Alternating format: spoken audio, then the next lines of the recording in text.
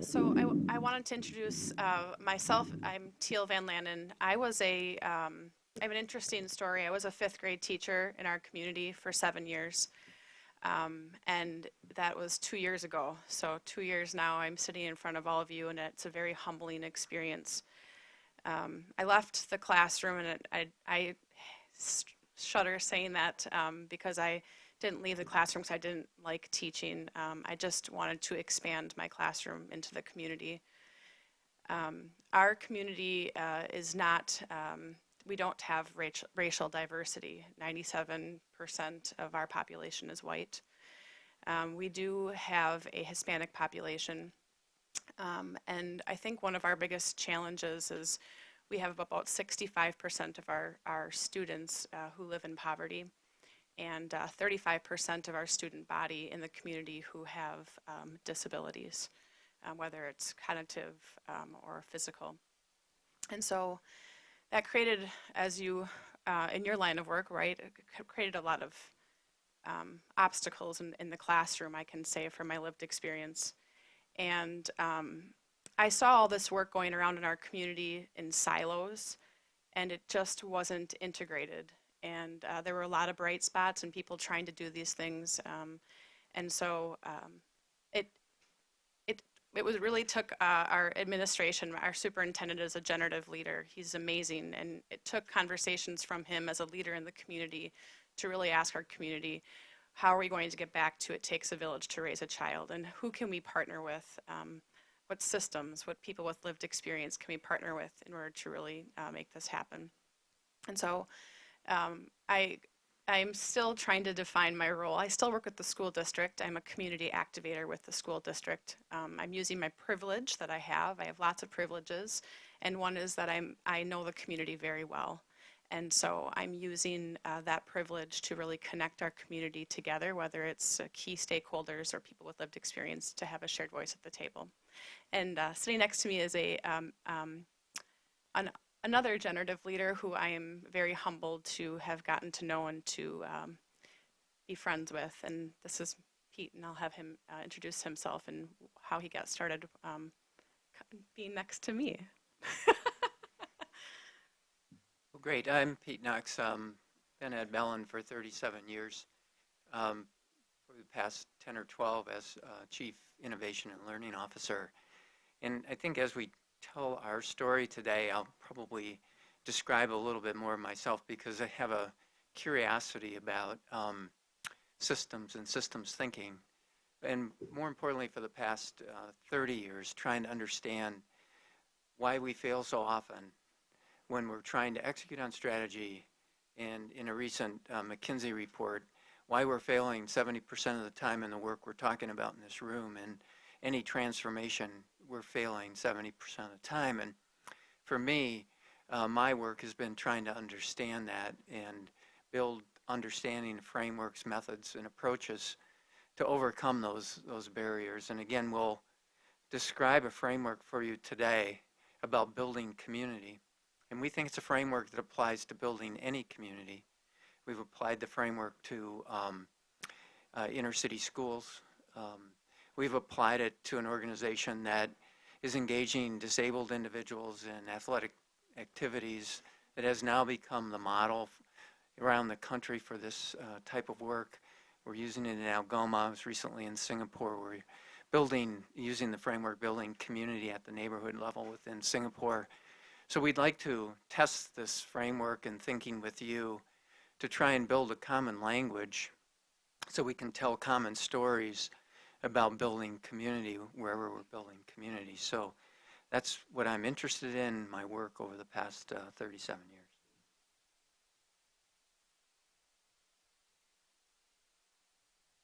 I'm sorry, Pete, did I go ahead? No, I think we talked about this. We pulled this in because it emerged out of a very recent McKinsey report. And they've done some research. They created a white paper on transformation. And we think what we're talking about here is transforming communities. And again, the likelihood that we'll succeed is pretty small, pretty slim. So again, the story about how do we overcome that? In our work, in trying to understand building community and the scale and in our own work, we believe there are 5 domains that are important to understand and incorporate in our thinking about building community. We think it's universal. So again, we'll test that and we'll keep testing it. I listened intently to all the presentations this morning. My mind goes to, does it fit? I'm kind of interested in the how, and Teal will share, what we've been doing in Algoma. I'm thinking more from a systems perspective. We think that the 5 domains, first we believe you need to understand the system. What makes up the system of the community we're working with? And it's going to be different in each community, but we've got to understand the system. This goes back a long way to Dr. Deming. He talked about in order to improve the system, we first need to understand it. So what makes up the system? What are the building blocks of the system? What makes the community it is? Social change is the second domain. We've studied David Gershen's worked with him through Scale. We've attended courses at Revolution U. We've taken the open course school work at, the coursework in the open school at IHI. We've studied others, and we believe that, and we'll share this a little bit, we believe there are 6 levers to driving social change in a system. And the third is critical conversations. And it's about, we heard, being vulnerable, inviting people in for conversations. I think I'm finding around the world, people are desperate to have a conversation. They want it. They're waiting for the invitation. And that's up to us. But these are critical conversations. They're tough conversations. Co-creation. We heard from Tinderline and others about creating the space for people to come, a safe space for people to come to co-create and develop and build together, innovating together. And then spread and scale. I'll talk about this a little bit at the end, but and this was something I learned from Tom Nolan when I was a senior fellow at IHI a couple years ago. If we don't understand this concept of spread and scale, we will only take our work so far. And if we're talking years out and sustainability of our work, we need to understand spread and scale. So we'd like to share these domains, talk about them using Algoma as our example. The first one was understanding the system. And this was our understanding of Algoma as a community. And we felt that the system, the community of Algoma, had 5 important dimensions to it. It had children, and we needed to invite children in to be a part of solving some of the big problems we have, and Teal will give us some examples of that. And we needed to really be concerned and try and improve the health and well-being of children in our community. The second was employers. We felt we needed a strong economic base in Algoma if we were going to be successful, and we needed healthy employers. We needed Algoma to become a place where employers wanted to move their business and build that economic base. Here we also innovated. We had to, I can't believe the rules and regulations and laws we had to overcome, but we built a new insurance product. It's our healthy community insurance product, scales down to a sole proprietor on up. Any shared savings that comes out of that collaborative insurance product, a third of it goes back to support and sustain the community work. We're trying to look at long-term, how do we create the dollars and financing to support the work. The third element was healthy individuals. We needed, we believe, to engage every individual in their improvement of their own health and well-being, and we used the 100 Million Life Campaign pledge form to do this. The fourth was a healthy community. We needed the community to face big social issues that lived in Algoma. Every community has them. I don't care if it's in a school or if it's in Singapore. We have community issues, social issues that we need to address. And then in the middle was something we called the commons. We believe that every community, this is probably the one common thing we believe every community has, and that's a commons. These are the assets of that community. We need to understand those assets. We need to protect them, nurture them, build them together. They're at the center, they're at the intersection of all of the other components or dimensions of this community. We believed from the start that the concept of the tragedy of the commons. People can't just draw from the commons. They have to contribute into the commons. You can take from the commons. It's there. Those are assets for all of us. But every dimension needed to contribute into the commons as well. As you can see, it's not hierarchical. It's a living organism. That's what communities are. And this is just Algoma. Every community has their own system. Pete, if I could just share. So this model that was created, I mean, everybody in our community can find a place for themselves here. So when you understand your community, you need to be inclusive in that. And so often, I know in the morning session with the panel, we talked about some people are going to have to give something up. And we educate our community members about the commons all the time in our decision making. If we're going to be taking something from our community that we're defining here, what is it that's going to be replaced? And I also want to point out about this model. This model is made up of community members. So for example, in the Healthy Children team, we have someone from law enforcement that's part of the team, someone from social work, a private school teacher, we have a public school principal, a Hispanic mother, we have 2 youth at the table. So just a wide variety of people with different lens of focus to really talk about what it is in our community that drives a healthy child. And from those different perspectives at the same table, that's when a true shared vision comes, because they have something to give at that table. And I just wanted to kind of speak about that a little bit, that it's just really exciting when you get people in your community with different mindset together, what can happen from there. Thanks, Teal. It is important. Every one of these domains has an activation team, much like Teal described. This is a system that Algoma needs to work on to improve. The second domain revolves around social change, and we understand the system, but how do we create a social movement, a revolution, if you will, which we talk to the kids about. Kids can create a revolution, and they are in Algoma. And from all of the study that we've done, we believe there are 6 drivers to creating a successful social movement. Developing transformational leaders. Teal talked about some of those in Algoma. Creating the unified, passionate vision and message within the community.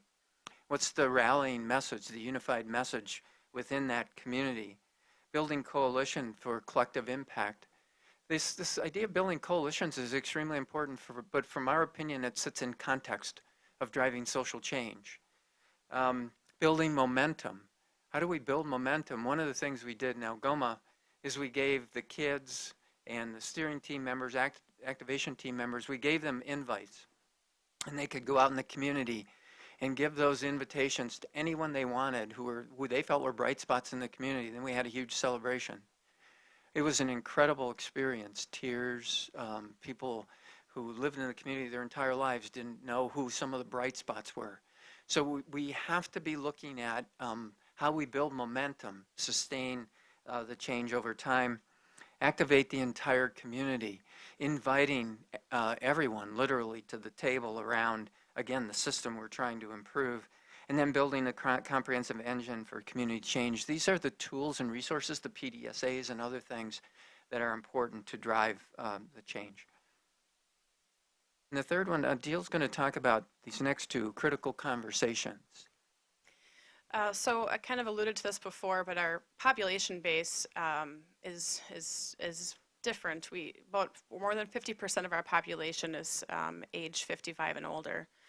And one of the challenges in our community is that our youth voice is not at the table. Sometimes it's never even heard.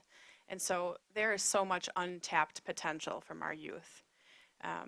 And so when we started to invite them to the table, their voice was loud, and they had such great ideas of how to have solutions to some of the things that were going on.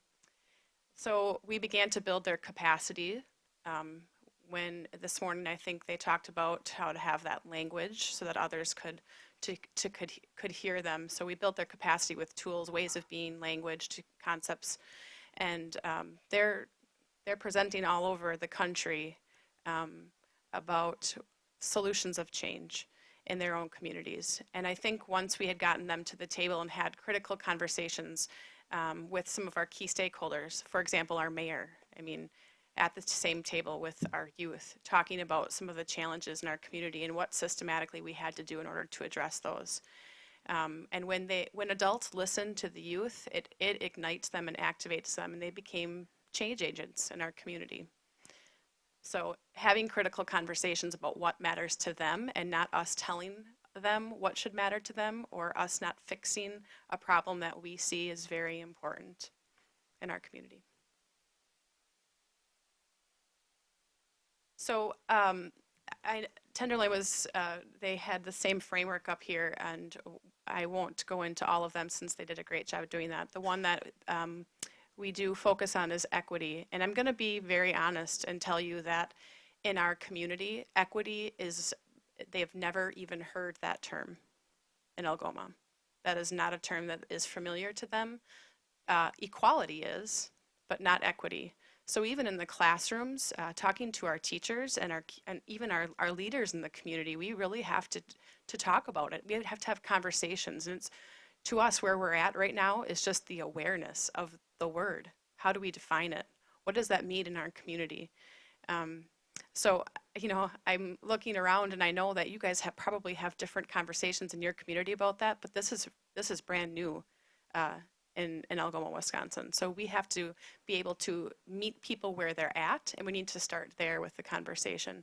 And so in all of our decisions, we talk about equity in every decision that we make. You know, who's not thriving, whose voice is not at the table. The next couple of slides, I won't go into this in too much detail, I don't know about the time, but I just wanted to showcase a few things. When you invite people to the table, we didn't just put up data points and said, you know, this is what we need to fix in our community. We asked people, what do you want? What do you want to work on? In your own life, what is it that needs to happen in our community in order to create change, in order to improve health and well-being? And then our role basically is to become the capacity builders. What tools do they need? What resources do we have? Really having an abundance mind instead of, you know, what do we need, to think about what are the resources that we can tap into within our community and how can we partner together. So these are just a few examples about people in our community who are being stewards of the community.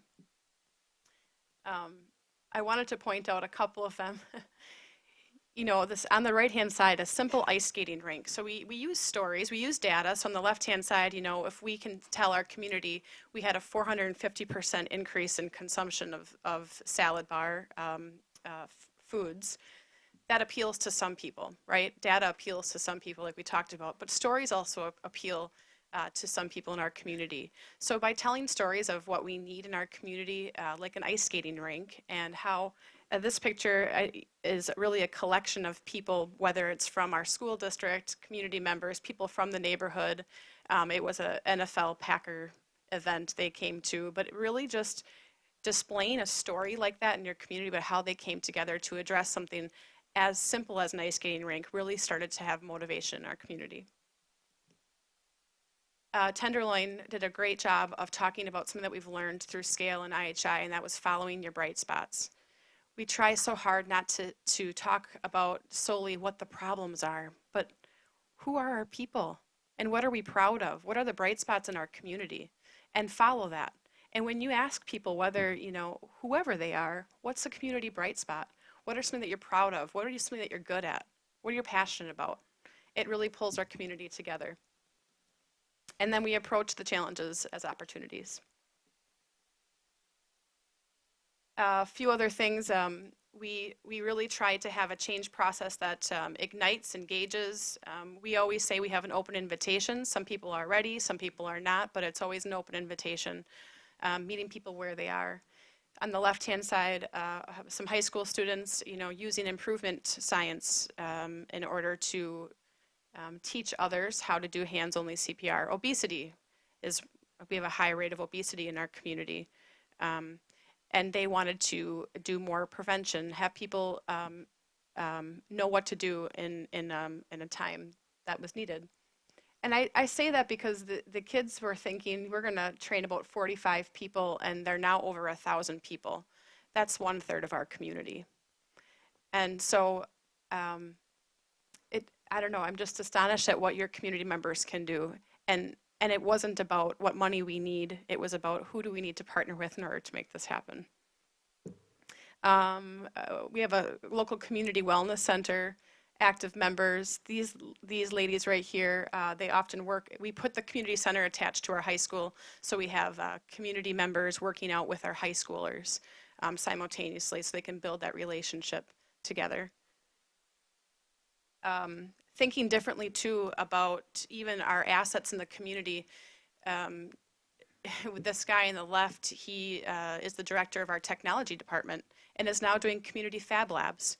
That's what he calls it. Why? Because we talk about equity at every single conversation that we have. We teach them about that. So here's a guy who had no idea about equity before, but knew, hey, I'm the technology director in our school, right? So how can I take what I have and offer it to my community?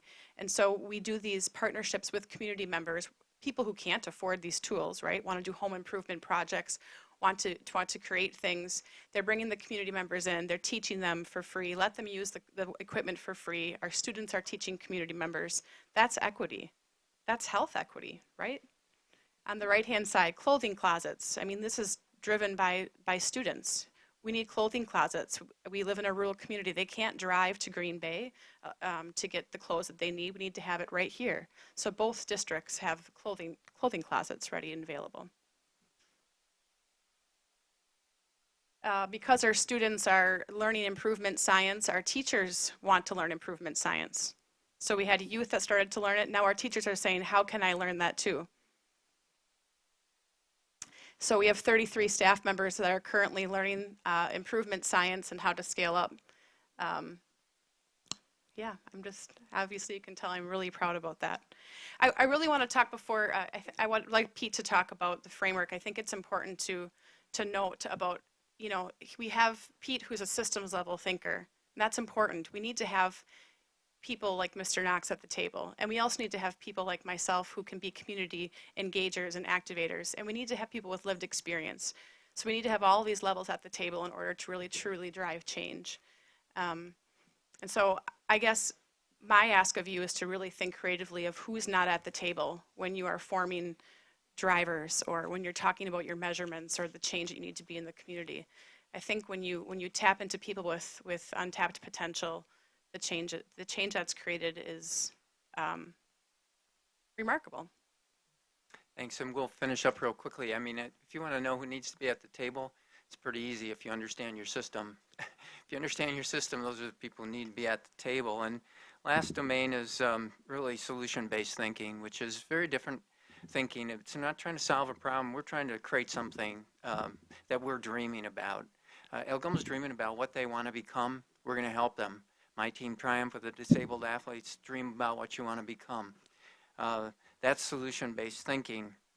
And then we use spread and scale concepts. We use this innovation design concept where we're building prototypes and then spreading through phases of spread. We're intentional about spread. And then the last concept is scale. And there were some things that we were asked to consider. What are the resources and capacities needed to initiate and sustain community, human resources, organizational resources, financial resources, policy, information, communication? Yes, yes, yes, yes, yes. The issue with scale is thinking about the infrastructure you need to build to support the work you're trying to do. And guess what? You really need to be a year or two ahead of your thinking on the type of infrastructure because this new community is going to have to sit on a different platform. You as leaders need to be thinking about what that needs to look like futuristically and building it ahead of time. If you don't, your work comes to a screeching halt, hits a wall, because you don't have the infrastructure to support it. So hopefully that, and then we just had a 15-second video, I think we were going to show. Oh, yes. There's a really quick video of some sixth graders who gave some advice to people who are doing work just like yourselves, and I think it's pretty remarkable coming from them. And the background is... Oh, thank you, Shoma.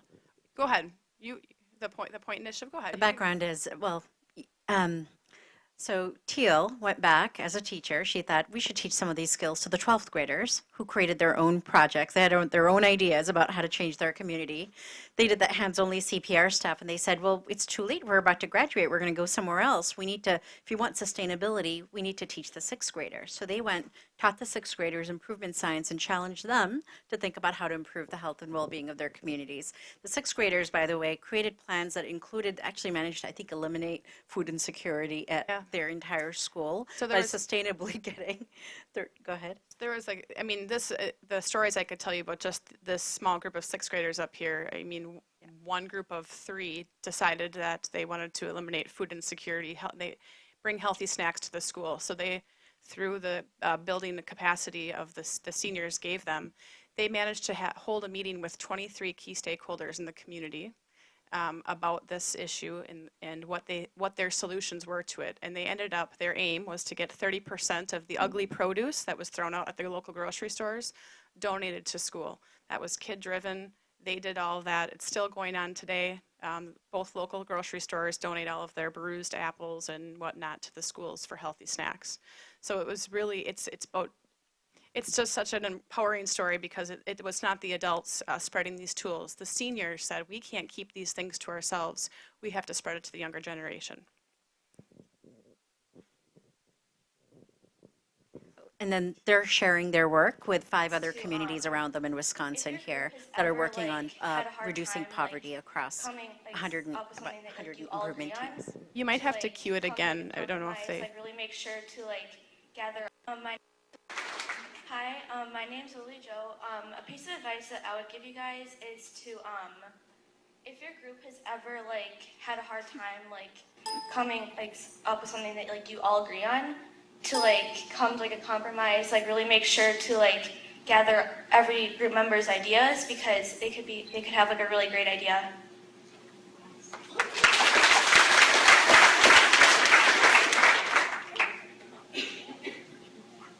My advice to you is if you're not failing, you're not pushing yourself harder. Push yourself so that you can fail and learn from your mistakes and make a bigger difference in your community. And also, if you, oh great, I forgot what I was going to say. Anyways, my name's Ebony, I forgot to say that earlier. My advice to you guys is, in the beginning, it's not going to be easy. We all found that out. We all thought this was probably going to be a little easier. We all faced the challenges. Just don't quit. We didn't. None of us quit, and we got here.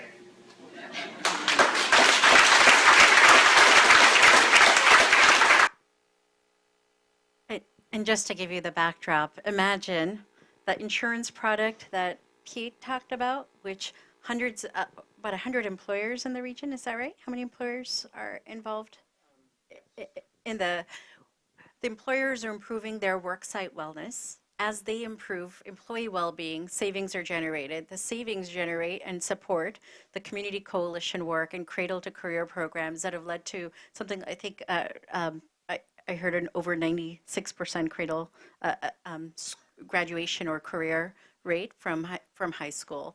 And for communities to be able to do these kinds of, help prepare kids to do these kinds of local activities. It's truly sharing resources across the community in a very different way.